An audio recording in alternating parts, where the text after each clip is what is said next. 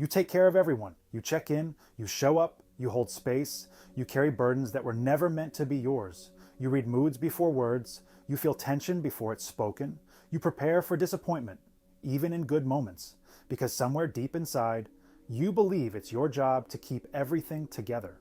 You believe if you let go, everything will fall apart. You believe that safety is something you create, not something you receive. Even joy feels fragile. Even rest feels risky. Because peace never lasted long, did it? So now your nervous system is wired for crisis. Calm feels like a trap, and chaos is home. You weren't born this way, you were shaped this way, molded by absence, formed by chaos, raised by silence.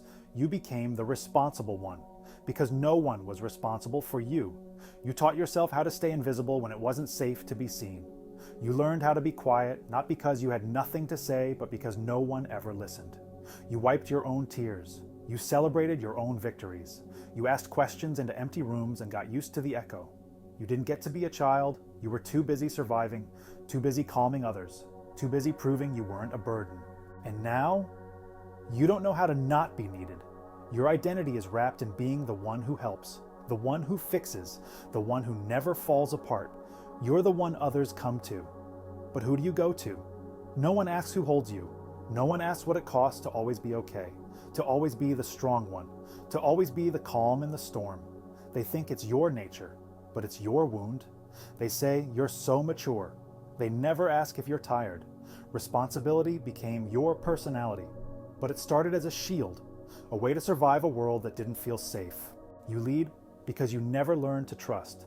You protect because you were never protected. You anticipate because you silenced yourself for years. You stay ahead of pain. You fix problems before they start. You sacrifice yourself before anyone asks. You flinch when someone offers care because being seen feels unsafe. You smile when you're drowning because you're afraid no one would save you anyway. So you keep pouring, even when you're empty. You give advice while quietly breaking. You show up even when all you want is to disappear. And the hardest part, most people will never notice because you're so good at pretending to be fine. You smile in chaos, you function in pain, you perform in exhaustion. But inside, there's a child, still waiting for someone to say, "Let me take care of you." They call you inspiring, but you're just surviving. They say you're so put together, but you feel like you're falling apart.